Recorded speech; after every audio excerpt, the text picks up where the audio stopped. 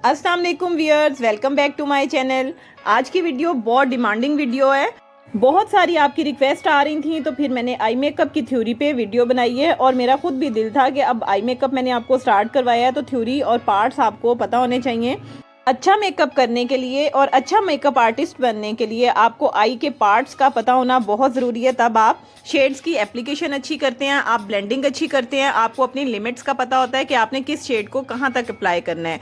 तो आज की वीडियो में आपको ये सारी डिटेल मिलेगी और किस पार्ट पे आपने क्या चीज़ और कौन सी प्रोडक्ट अप्लाई करनी है, आपको ये डिटेल इसमें मिलेगी। आई के पार्ट्स के बारे में आपको मैं डिटेल से बताऊंगी और मैं पूरे यकीन के साथ आप लोगों को बता रही हूँ कि अगर आप मेरी ये वीडियो पूरी डिटेल से देखेंगे और गौर से देखेंगे तो आप बहुत अच्छे मेकअप आर्टिस्ट बन सकते हैं या बहुत अच्छा मेकअप कर सकते हैं। तो चलें, चैनल को सब्सक्राइब कर लें, वीडियो को लाइक कर लें। और सबसे पहले तो मैं आपका शुक्रिया अदा करना चाहूँगी कि आप मेरी वीडियोस को बहुत पसंद कर रहे हैं और कमेंट्स भी करते हैं और आप इंटरेस्ट अपना शो करते हैं।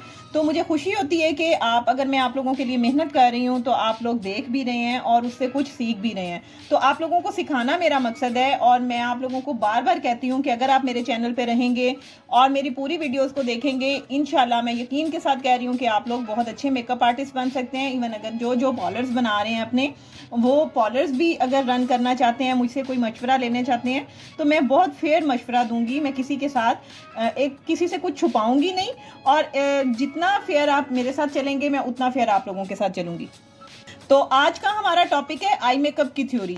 तो पार्ट्स ऑफ आई मेकअप आपको यहाँ ऊपर लिखा हुआ नजर आ रहा है, पार्ट्स ऑफ आई मेकअप। और मैंने ये पार्ट सारे प्रोमिनेंट करके लिख भी दिए हैं, लेकिन आई आपको थोड़ी सी गड़बड़ लग रही होगी। जब मैं समझाना शुरू करूंगी तो आपको पता चलता जाएगा, क्योंकि मैंने आप लोगों को पहले भी बताया कि ये वाली ड्राइंग मेरी इतनी अच्छी नहीं है, यानी मैं इसको बहुत अच्छा ड्रॉ नहीं करती, लेकिन जितना ज़रूरत होती है उतना मैं करके आप लोगों को दिखा देती हूँ। तो सबसे पहले हम आते हैं अपने अपर लिड पे, ठीक है। इस पार्ट पे जब हम आते हैं तो अब मैं आपको यहाँ पे ये बताती हूँ कि आपको यहाँ पे जो मेन पार्ट्स मिलते हैं, एक तो होती है क्रीज, दूसरा होता है हमारा लिड। मैं ये लिड का जिक्र यहाँ पे, ये देखें यहाँ से जिक्र किया हुआ है लिड। अब लैशेज अगर मैं बनाती तो आप लोगों को समझने में थोड़ा सा मसला होना था। तो ये जो पार्ट हमारा जो डी होता है, ठीक है, डी को हम कहते हैं लिड।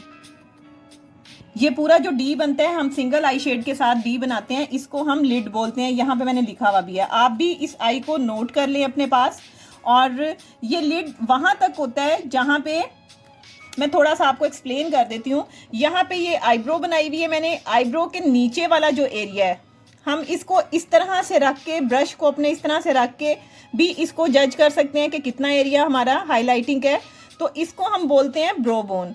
तो ब्रो बोन जितना यहाँ आई एंड और यहाँ पे आई का मिड, ठीक है, सॉरी ब्रो एंड और ब्रो का मिड, यहाँ तक का एरिया जो है वो हमारा ब्रो बोन कहलाता है और इसको हम हाईलाइट करते हैं। और अगर किसी की वाइड है, यानी आई एरिया ज़्यादा है, तो आप इस हाईलाइटिंग को आगे तक भी लेके जाते हैं और ब्राइडल मेकअप में हम मोस्टली आगे तक लेके आते हैं। ये थ्योरी आप लोगों के लिए समझना बहुत ज़रूरी है।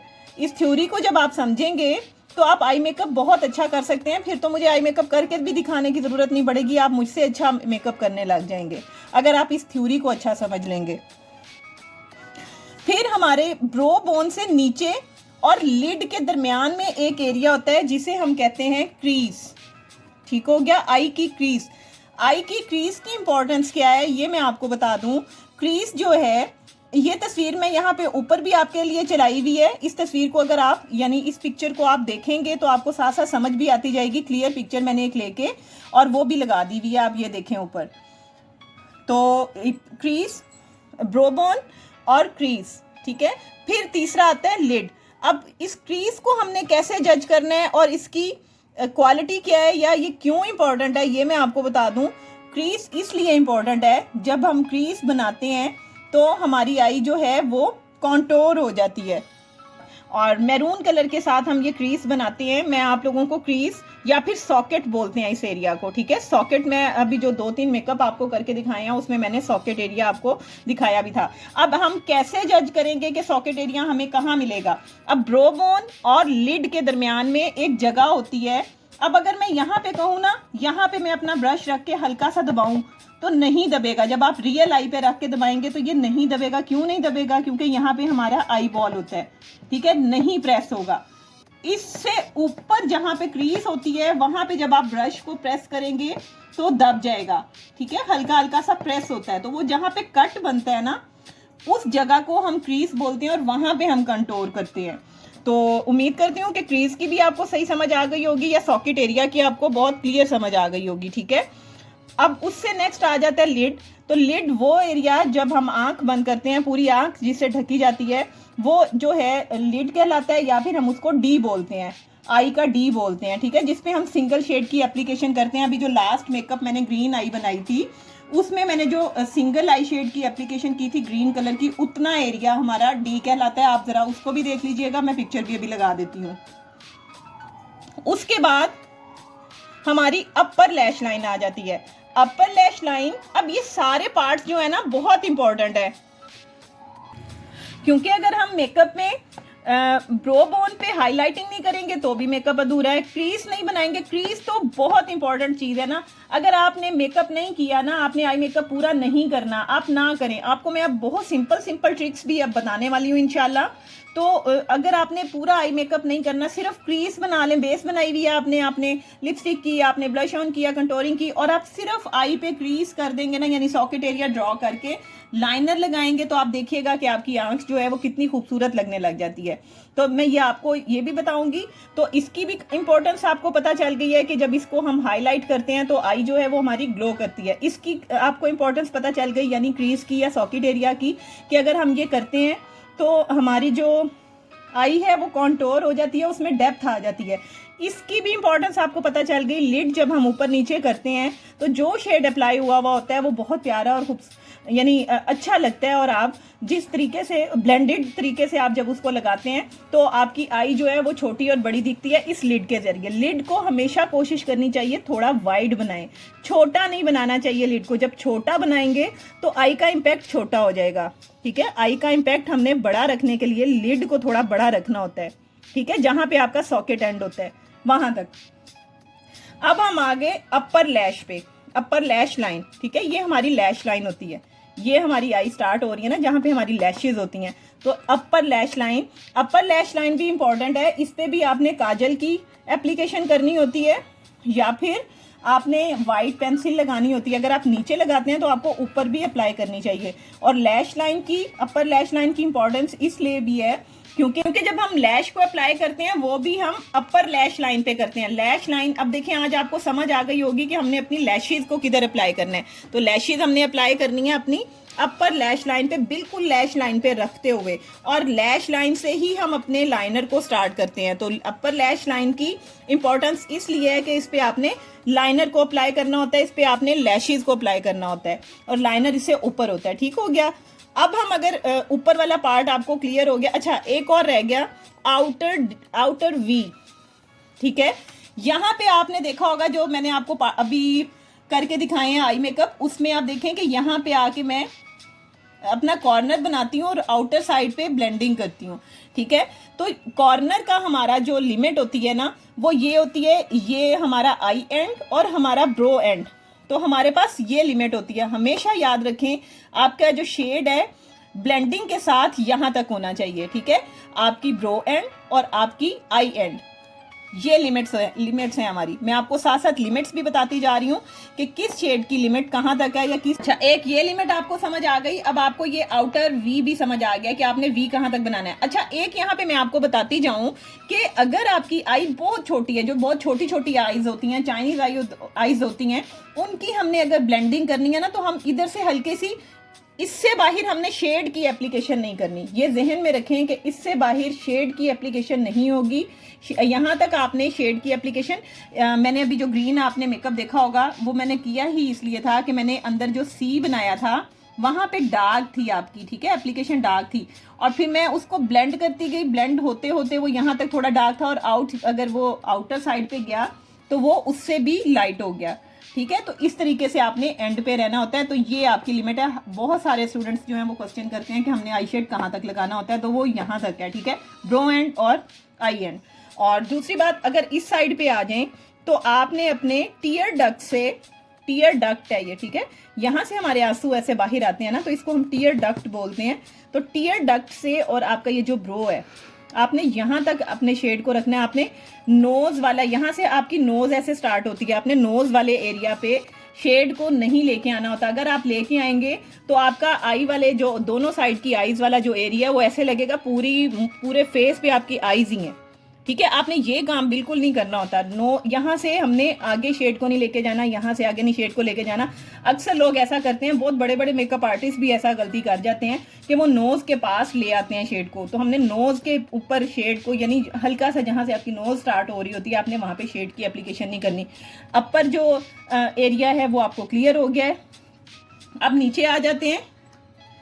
अब हमारे पास नीचे वाली साइड पे टीयर डक्ट है, वाटर लाइन है और लोअर लैश लाइन है, ठीक है। एक अपर लैश लाइन थी, एक लोअर लैश लाइन है। तो ऊपर का आपको सारा क्लियर हो गया है। नीचे अब मैं आप लोगों को बता देती हूँ कि लोअर लैश लाइन जो है वही जो हमारी लैश लाइन है, ठीक है ना। और सॉरी, लैश लाइन जो है वो नीचे से, यानी लैश के नीचे वाली जो, नीचे वाला जो एरिया है उसको हम बोलते हैं लोअर लैश लाइन। जैसे ऊपर जो था हमारा अपर लैश, उसके ऊपर वाले एरिया को साथ जो एरिया होता है उसको हम बोलते हैं अपर लैश लाइन। ऐसे लोअर लैश लाइन कौन सी है, यानी मैंने ये इसलिए मोटा बना दिया, ये जो ऊपर पिक्चर में देखें ब्लू वाला जो एरिया है उसमें लैश लाइन आपको दिखाई हुई है, sorry lower lash line clear करके दिखाई हुई है, तो वो ये वाला एरिया है, ठीक है। लैश लाइन के नीचे जो हम एप्लीकेशन करते हैं वो इसलिए करते हैं कि आपका जो शेड है या आपकी जो आईज हैं वो नेचुरल लगे, ठीक हो गया।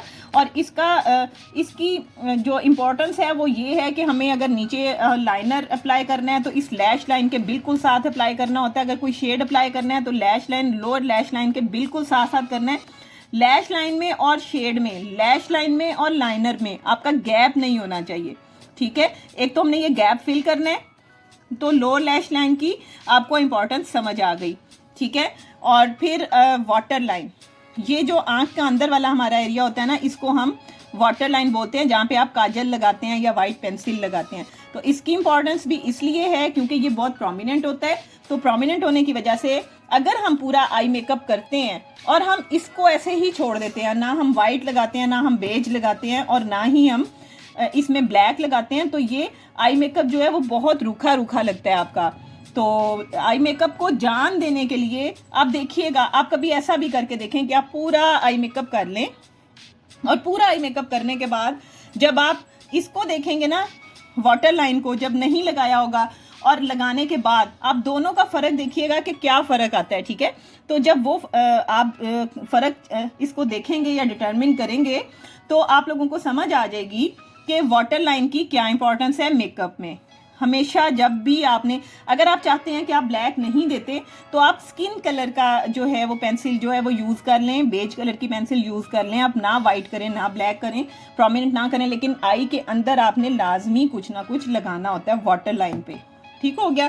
टीयर डक्ट भी मैंने आपको बता दिया है। अच्छा, टीयर डक्ट की मैं आपको एक और इम्पॉर्टेंस बता दूं कि अगर आप मेकअप कर रहे हैं और हमारे कई क्लाइंट ऐसे होते हैं कि अगर उनकी आंखों में पानी आता है तो आपने यहाँ टीयर डक्ट पे अगर आप कॉटन बड रखेंगे, यहाँ पे अगर आप कॉटन बड रखते हैं तो तमाम जो पानी होता है ना आंख में वो सोक कर लेता है, ठीक है। टीयर डक्ट इसलिए इम्पॉर्टेंट है। और टीयर डक्ट पे यहाँ पे आप अगर अपना हाइलाइटर को अप्लाई करते हैं इस एरिया पे तो आपका ये एरिया प्रोमिनेंट हो जाता है, और अगर आपकी आई छोटी है तो ये वाइड इम्पैक्ट देता है, ठीक है। टीयर डक्ट की इंपॉर्टेंस ये है।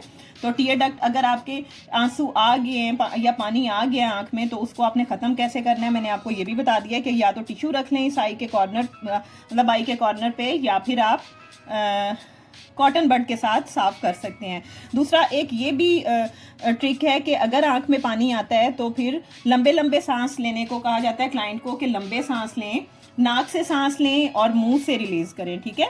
इस तरह से करना चाहिए, तो फिर ये जो पानी है वो वापस हो जाता है। तो उम्मीद करती हूँ कि आपको ये सारी थ्योरी जो है वो समझ आ गई होगी, इंपॉर्टेंस भी आपको समझ आ गई है कि आपको इनकी पार्ट्स का पता होना क्यों ज़रूरी था और किस किस पार्ट पे आप क्या क्या कर सकते हैं। अच्छा, अब मैं यहाँ पे आपको ये क्लियर करती जाऊँ कि अगर छोटी आँख है तो आपने बहुत ज़्यादा डार्क कलर नहीं लगाने होते, वो और छोटा इम्पैक्ट देते हैं। हमेशा जो छोटी आँख होती है उसके ऊपर आपने हमेशा ऐसे ब्राइट कलर लगाने होते हैं, ग्लोइंग कलर लगाने होते हैं, लाइक सिल्वर, गोल्डन या फिर पीच, पिंक, इन शेड्स में जाना चाहिए। आप उन पे ब्लैक, ब्राउन, मैरून नहीं लगाएंगे, वो और छोटी लगेगी। और अगर बहुत बड़ी आंख है किसी की, तो अगर आप वाइट शेड लगाते हैं या गोल्डन शेड लगाते हैं तो उससे और बड़ा इम्पैक्ट आता है। तो कोशिश करनी चाहिए उनका स्मोकी आई बनाएं, उसमें ब्लैक ऐड करें, ब्लैक कॉर्नर दें, ताकि उनकी आई जो है वो कॉन्टोर हो जाए। और इसके साथ साथ अगर आप देखते हैं कि पफ़ी आइज़ हैं, तो पफ़ी आइज़ पे ब्राइट कलर नहीं देते, ना सिल्वर देते हैं ना गोल्डन देते हैं। पफ़ी आइज़ पे अगर आप स्मोकी आइज़ करेंगे with black, brown, maroon, dark blue, dark green से, तो पफ़ी आइज़ जो हैं वो कंटोर हो जाएंगी, बैलेंस हो जाएंगी और बहुत अच्छा उनका लुक आएगी आई मेकअप की। तो और बाकी जो नॉर्मल आइज़ होती हैं, बादामी आइज़ हैं जो बहुत मशहूर हैं, उन पे आप जो मेकअप करना चाहते हैं आप कर सकते हैं। नॉर्मल आइज़ हैं, उन पे जो मेकअप करना चाहते हैं कर सकते हैं। और अगर किसी की आई बहुत बड़ी है और वो गोल्डन और सिल्वर में ही जाना चाह रहा है, तो फिर कोशिश करें कि ब्राउन और ब्लैक के साथ आप कॉर्नर करें।